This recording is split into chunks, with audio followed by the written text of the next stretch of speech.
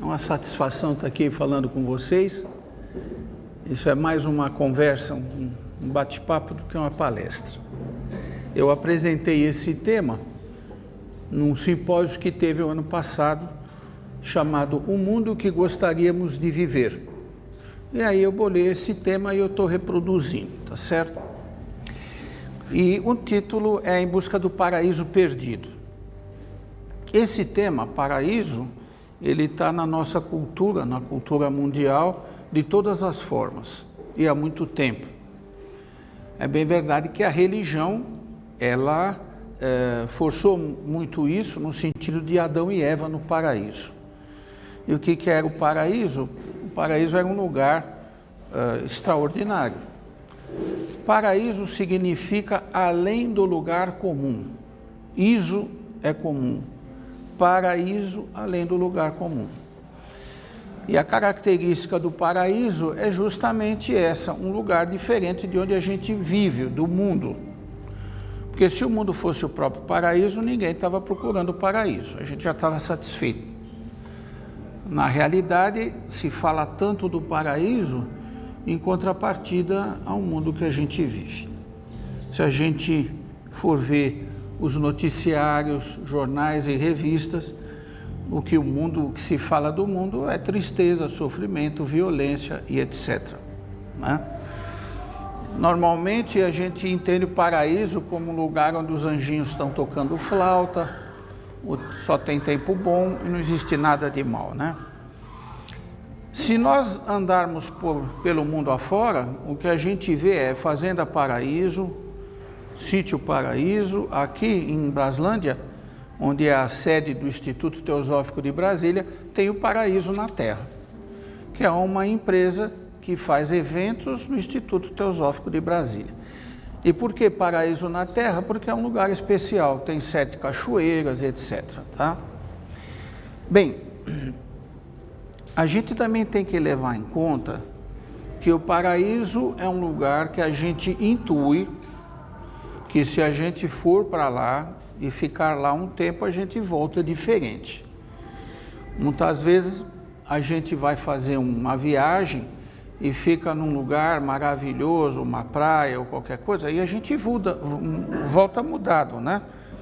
E a gente fala, eu estava num paraíso. É bem verdade que eu estava de férias, né? Não tinha chefe, não tinha uma opção de coisa, mas é um lugar que muda pela paisagem, pelo clima, um lugar diferente das grandes cidades. As grandes cidades apresentam muitas dificuldades, né? Se nós formos ver os mitos que existem na humanidade, existe um mito do Eldorado. A gente entende mito como uma mistura de fato e fantasia transmitido verbalmente. Todo mito existe um fundo de verdade, mas quem conta não está registrado, é contado, passa de um para outro. O que aconteceu foi que em 1530, os espanhóis, quando chegaram na região ali dos Andes, encontraram os índios lá, os incas, etc., eles falaram que tinha uma cidade chamada Eldorado, que ficava nas florestas de Peru, Colômbia e Brasil, provavelmente no Amazonas, onde era inteirinha feita de ouro. E o que aconteceu? Que os espanhóis, ou qualquer povo, ficaram doidos. Vamos atrás do Eldorado. E o Eldorado, assim, passou a ser um tema que tomou vulto no mundo inteiro. O mundo inteiro ouvia falar do Eldorado e queria vir para cá tentando encontrar a tal cidade de ouro. Se ela foi encontrada, ninguém sabe, porque devem ter levado todo o ouro que tinha lá, claro, né? Tem também, se fala na mesma época, do Eldorado com 2 nomes. Eldorado, que seria um pajé, um pajé que se pintava com um pó de ouro e mergulhava num dos lagos da região andina. E por um ritual ou por algum motivo, né? Bem, então, o que existe na temática Eldorado que atrai tanto, né? Existe um quê que atrai. Se a gente aprofundar um pouco, a gente vai ver que esse quê que atrai as pessoas, que chama tanto a atenção, é justamente a possibilidade de sermos felizes. E aí vale a pena chamar um pouco o budismo à tona, que o Senhor Buda dizia que todos os seres querem ser felizes, que a busca da felicidade é uma busca inerente ao ser humano. E se nós notarmos qualquer pessoa, qualquer povo, todo mundo procura felicidade, até animais, não? Então, parece que o Eldorado ele toma tanto vulto nas nossas consciências, porque eles nos passa a ideia de que lá é um lugar que eu posso ser feliz e um lugar que eu posso ser livre. Ninguém vai imaginar um paraíso que você está que ficar na cadeia comendo pão e tomando só água, né? Enfim, um lugar diferente de nós que nos transforma.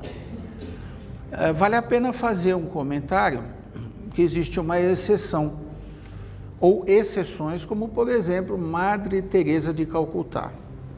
Para ela o paraíso era lá onde ela morava, no meio de pessoas doentes. Ela cuidava de leprosos e era muito feliz com isso.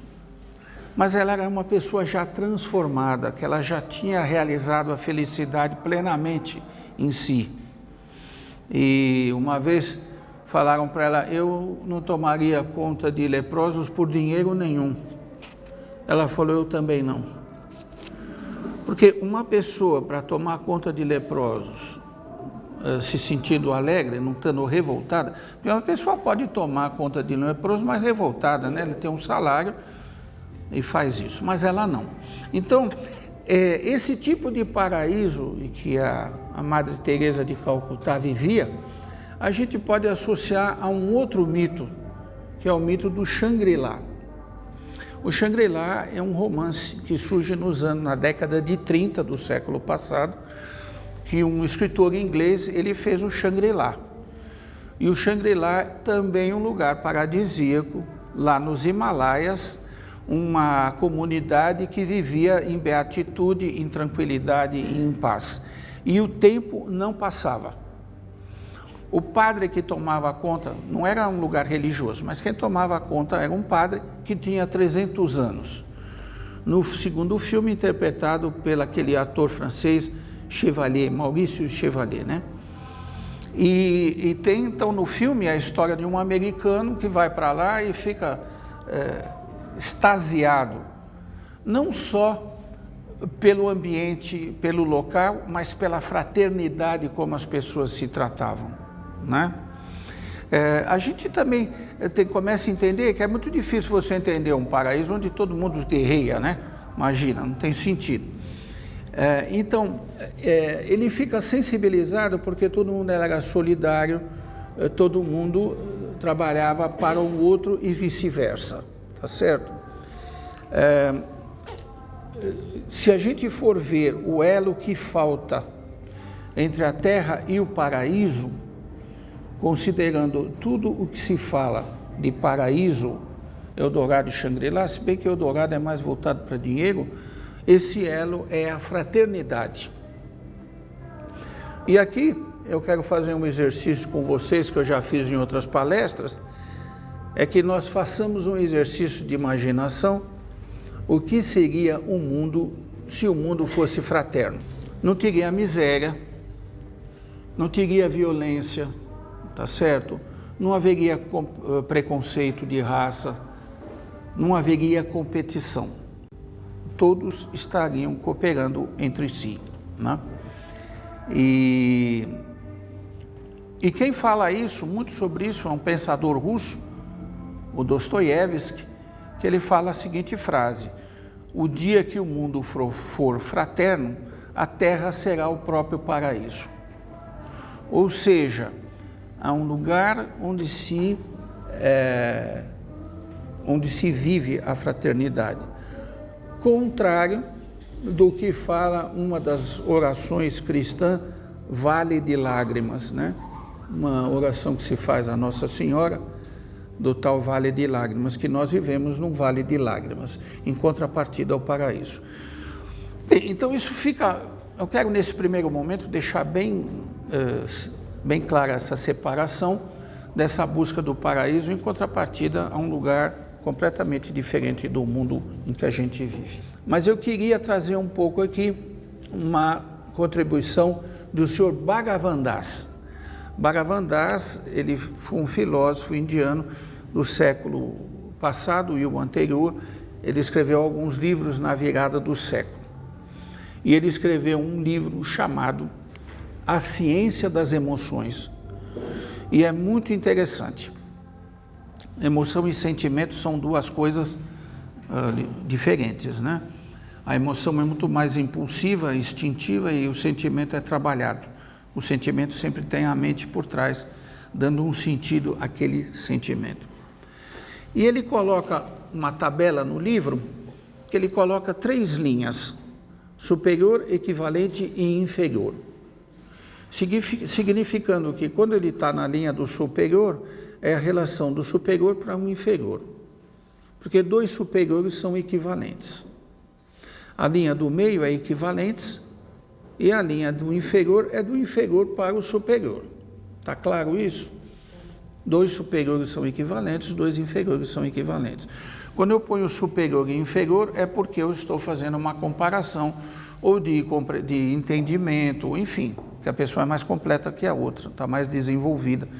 Enfim. E ele põe 2 colunas, a coluna do mais e a coluna do menos, a coluna proativa e a coluna reativa, a do amor e do ódio. Então ele coloca aqui na linha do superior, o superior para o inferior na coluna do amor é a compaixão. A pessoa que ajuda a pessoa, que são os gurus, aqueles professores que inspiram nossa vida. Na coluna também proativa, nos equivalentes, é a cooperação. 2 pessoas que estão igualmente preparadas, uma coopera com a outra. E na coluna do inferior, na situação do inferior para superior, na coluna do amor é a admiração, a colaboração também, o servir, enfim.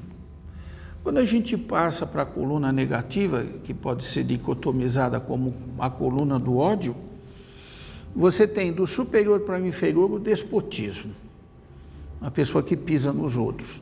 Entre os equivalentes você tem a competição, a traição, né? E do inferior para o superior você tem a inveja, o despeito, a traição, então tudo dessa ordem. Então fica mais ou menos claro. Essa coluna negativa é o vale de lágrimas e a coluna positiva é o paraíso, que eu estava querendo falar. E o Bhagavan Das, ele discute isso e vale a pena a gente se situar, que muitas emoções que surgem nas nossas vidas, elas surgem em momentos que nós estamos nos comparando com alguém ou sofrendo uma situação que a gente está numa situação ou superior ou inferior, tá certo?